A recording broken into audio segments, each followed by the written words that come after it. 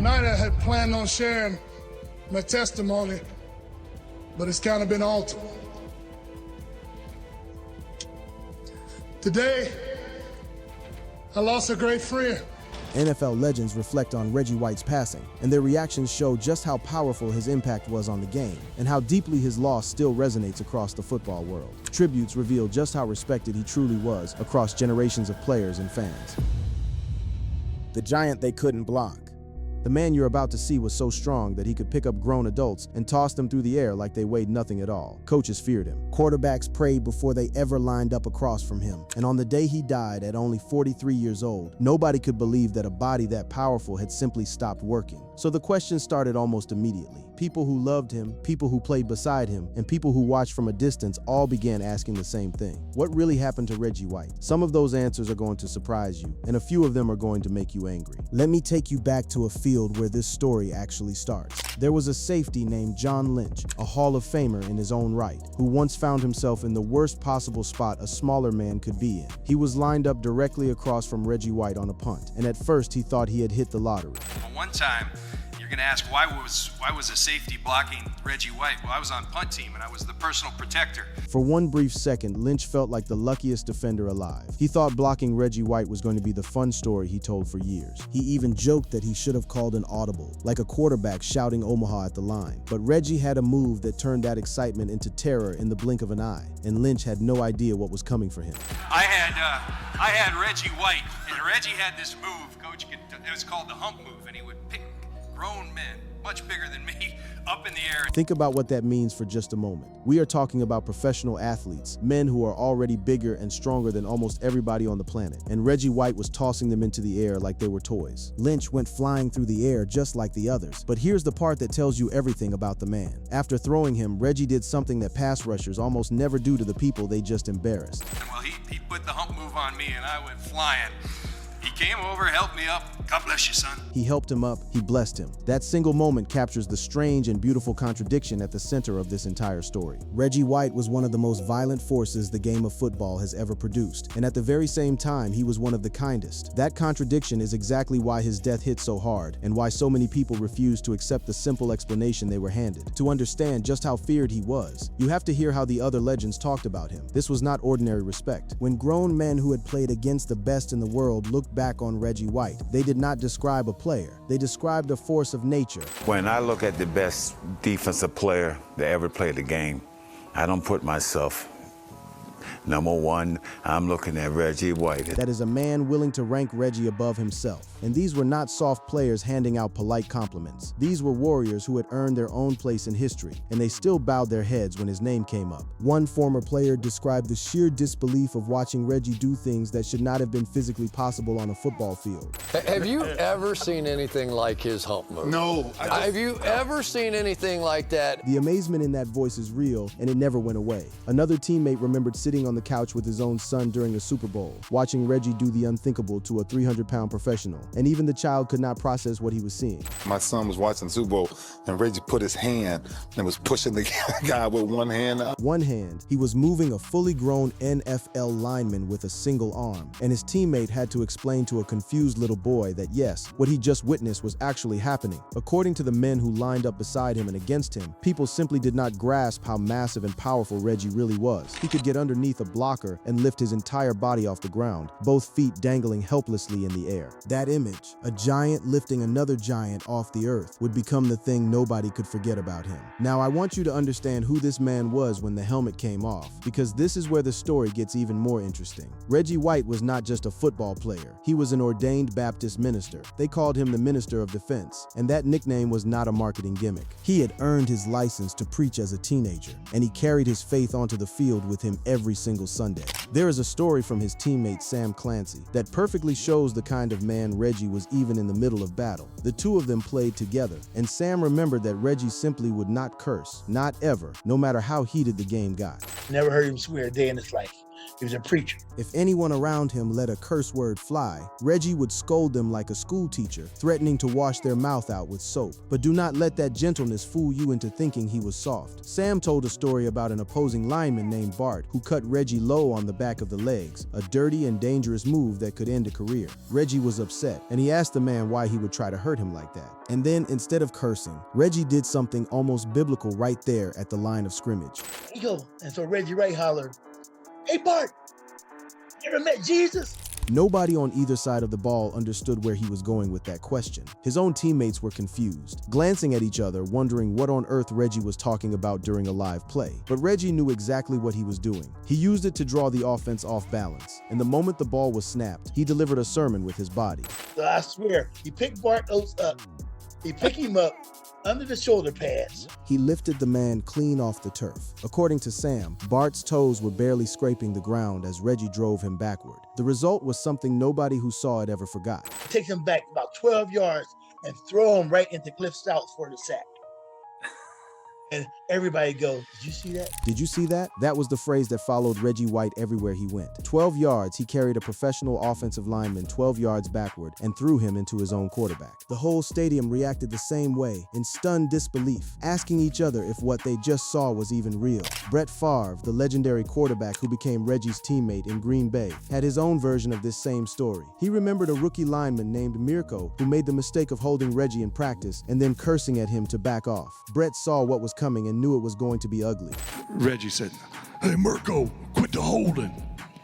Mirko says, "Hey, F you, Reggie." The young man did not know who he was dealing with. He was a brash kid from Chicago who figured Reggie was all hype. So Reggie dug in, and on the very next snap, he taught the entire offensive line a lesson at once. He clubbed Mirko, and it was a domino effect, and all 5 guys just fell down. 5 men went down like dominoes from a single blow. And once again, the gentle preacher came right back out the moment the violence was over, mixing the threat with a blessing in a way that only Reggie White ever could. Reggie says, "Now God loves you, Mirko." He led with love, just like he always did, even toward a kid who had cursed him out and tried to wrestle him to the ground. But the love came with a warning attached, and Reggie made sure the young man heard the second half just as clearly as the first. "But don't ever hold me again." And Brett said the kid never held him again. This was the heart of who Reggie White was, a man who could flatten 5 players in a single motion and then remind them that God loved them in the very same breath. He was a walking contradiction that somehow made perfect sense. A destroyer and a shepherd wrapped into one enormous frame. But power like that always comes with a story behind it. And the deeper you go into Reggie White's life, the more you start to understand that the questions about his death did not come from nowhere. They came from a life full of battles that went far beyond the football field. Because before Reggie ever became a legend in Green Bay, he made a decision that shocked the entire football world. A decision that some people never forgave him for. And the story of why he made that choice is where everything begins to turn. The stand that made enemies. In the early 1990s, Reggie White did something that had never been done before in the history of professional football. He became the first true superstar free agent the league had ever seen, and the entire sport stopped to watch where he would go. To understand how big this was, you have to picture a time when players were basically trapped with whatever team owned their rights. Reggie helped change all of that. A respected football writer named Peter King was right in the middle of the chaos, and he remembered the wild scramble to win Reggie's signature. So my 40 for 40 in 1993 is going to be the NFL's pursuit of Reggie White. This was not just a story about one player switching teams. It was the moment the entire business of football cracked open, and Peter King knew it as he watched it unfold in real time. The first big free agent in National Football League history. 8 teams chased him at once. Owners were sending private planes to pick him up. One owner, Art Modell of the Cleveland Browns, was so desperate to impress Reggie that he changed the rules of his own building just to make the preacher comfortable. Art Modell, in this building right here, put a 2-day moratorium on cursing. You could not curse in the building when Reggie White was going to be making his visit. Imagine being so respected that a billionaire owner banned cursing in his entire facility just because you were coming to visit. That was the level of reverence Reggie commanded. Everybody assumed he would sign with a big market team. Reggie himself even thought he was headed to Cleveland and already had a nickname picked out. But then he shocked the world.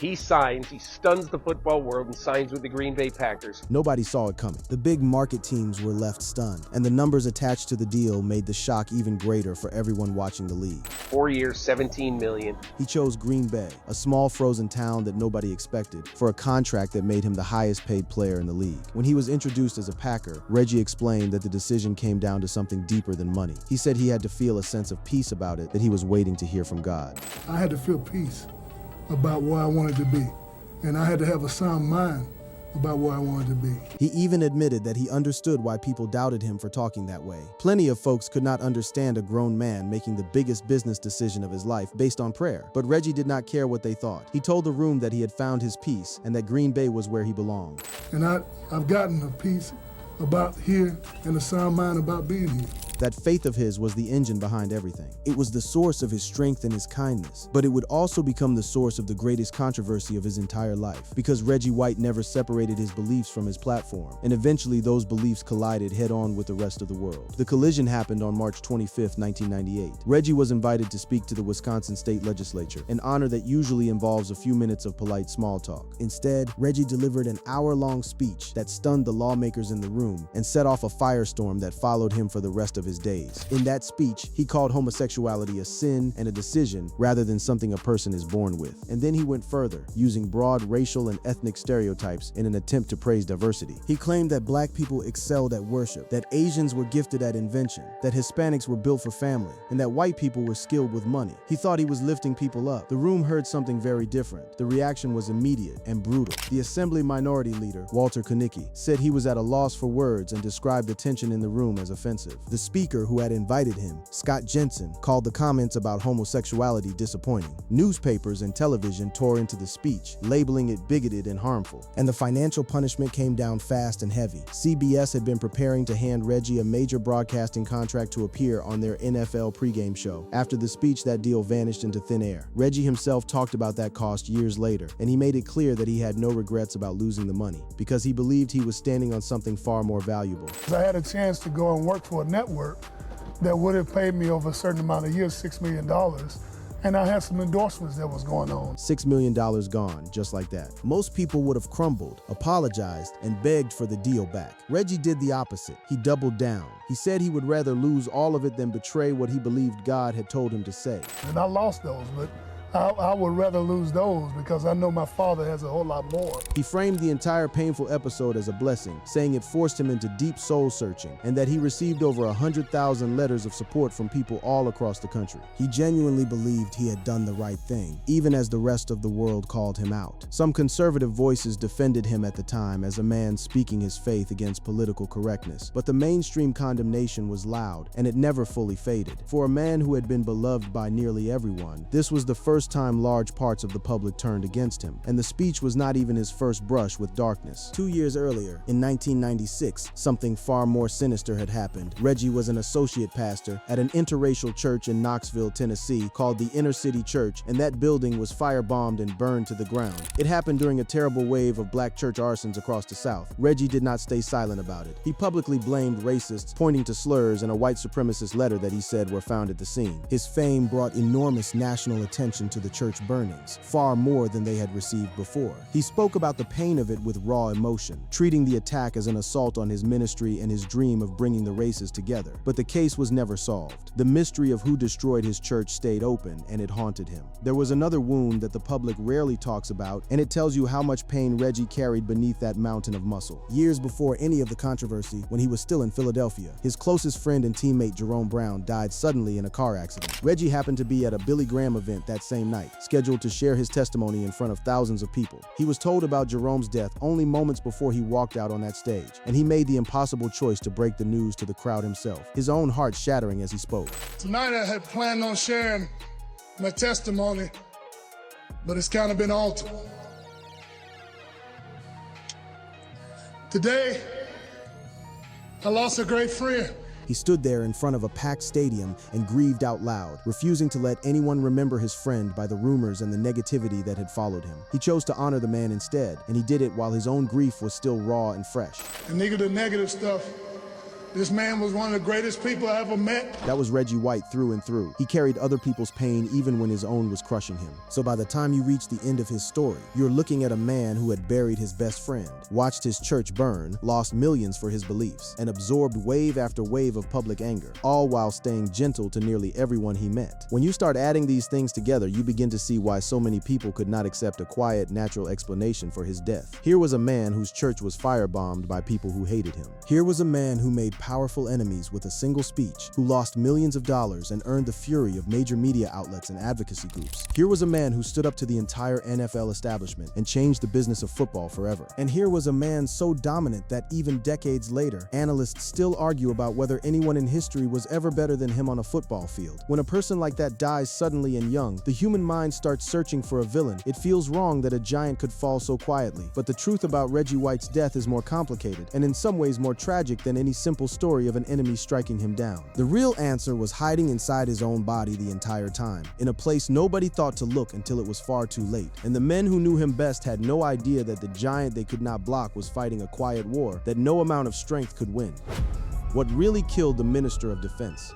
To understand the final chapter of Reggie White's life, you have to understand the man he became after he stopped playing football. Because the version of Reggie that the public knew, the fearsome pass rusher and the fiery preacher, was changing in his final years into something quieter and more searching. And that journey may be the most important clue of all. After he retired, Reggie went through a deep spiritual transformation. He stopped trusting the polished world of celebrity ministry and began studying the scriptures on his own, even learning Hebrew so he could read the ancient text directly. In his last major interview, recorded in Jerusalem with a teacher named Michael Rood, Reggie opened up about a moment on an airplane that changed his entire life. He said God spoke to him and told him to walk away from preaching. The Father spoke to me during a period of time and told me to leave the ministry. This was a stunning thing for a man who had preached since he was 17 years old. He had built his whole identity around the pulpit, and now he felt called to step away from it. He explained that he had come to believe he was repeating sermons he had heard from other people instead of speaking from real conviction, and that the realization shook him to his core. And the Father spoke to me and said, I never appointed you, nor did I approve you. Reggie believed that famous ministers had only wanted him around because of his football fame, not because of his heart. He felt used, like the church had treated his celebrity as an advertisement. So he pulled back from all of it and went looking for truth on his own terms. He told Rood that the trip to Israel had given him the greatest week of his life, and he sounded genuinely at peace, like a man who had finally found what he was searching for. This past week was the greatest week of my life because I got to experience some things that not many other people had the opportunity to experience. That interview is heartbreaking to watch now, because just weeks later he would be gone. He had finally reached a place of contentment, only to have his life end almost immediately afterward. That cruel timing is another reason so many people struggled to believe it was simply his time. So here's what actually happened. According to every reliable medical and news source on record, on December 26, 2004, the day after Christmas, Reggie White died suddenly at the age of 43. The official cause of death was natural causes, specifically a cardiac arrhythmia, which is an irregular heartbeat. But the irregular heartbeat was not the root of the problem. It was the final result of something that had been quietly attacking him for years. Reggie had been living with a disease called sarcoidosis, a chronic inflammatory condition that creates small clumps of inflamed tissue in organs like the lungs and the heart. In Reggie's case, the disease had affected both. Doctors believe this cardiac and pulmonary sarcoidosis is what triggered the fatal arrhythmia that stopped his heart. It was a silent enemy, the kind that can take down even the strongest man alive without anyone seeing it coming. The preliminary autopsy from the Mecklenburg County Medical Examiner's Office, conducted by Dr. Mike Sullivan, confirmed that a respiratory and lung ailment, combined with other issues, led to the fatal arrhythmia. And here's the part that matters most for anyone wondering about foul play. There was no evidence of trauma, no evidence of foul play, and no external cause reported in any official record. The giant was not struck down by an enemy. He was struck down from the inside by a disease most people have never even heard of. There was one more factor that made everything worse, and it is the part of this story that ended up saving lives. Reggie had also been diagnosed with sleep apnea, a condition where a person repeatedly stops breathing during sleep. Doctors say his untreated sleep apnea likely strained his already struggling heart and helped push his body toward that final, fatal night. He went to sleep, and his heart simply could not keep going. His widow, Sarah White, took that painful detail and turned it into a mission. In the years after his death, she became a public voice for sleep apnea awareness, tying it directly to the loss of her husband, and her efforts worked. Their son, Jeremy, has spoken about the countless people who reached out to say that Reggie's death death is the reason they finally got tested and treated, that his passing literally saved their lives. The man who lifted offensive linemen off the ground was, even in death, still lifting up complete strangers he never met. The tributes that poured in afterward told the world exactly what had been lost. NFL Commissioner Paul Tagliabue called him a gentle warrior and one of the greatest defensive players in league history. The Detroit Lions executive Matt Millen said that as great a player as Reggie was, he was an even better person and that it was not close, adding that every life Reggie touched is better for it. 2 years after his death, Reggie was inducted into the Pro Football Hall of Fame in his very first year of eligibility. His wife Sarah delivered his induction speech, and his family stood on that stage carrying both grief and pride. His daughter Chicolia even sang the national anthem to open the ceremony, and she shared a tender memory of the last compliment her father ever gave her. Right before he died, he kind of like, I've been singing all my life, but he looked at me and said, "Hey, Jacolia, after I sung a song at church or something, you can really sing." The whole family found a way to laugh and cry at the same time that day, picturing Reggie up in heaven, looking down and cracking jokes about the bronze bust that did not quite look like him. It was bittersweet, exactly as one Packers representative put it from the stage. For those here from the Packers organization, this day without Reggie is bittersweet. It's great to be here and be a part of this, or at least to at least be here in a supporting role, but I sure wish he would be here. So let me bring this all the way back to where we started and answer the question that brought you here. The title asks why Reggie White was killed, and the honest, complete answer is this: he was not murdered. He was not taken out by the enemies he made with his speech, and he was not silenced by the racists who burned his church. The thing that killed Reggie White was a quiet disease called sarcoidosis, working together with untreated sleep apnea that stopped one of the strongest hearts the sport has ever known. Thank you for watching. If you enjoyed watching this video, click on one of the boxes playing on your screen to watch more similar content.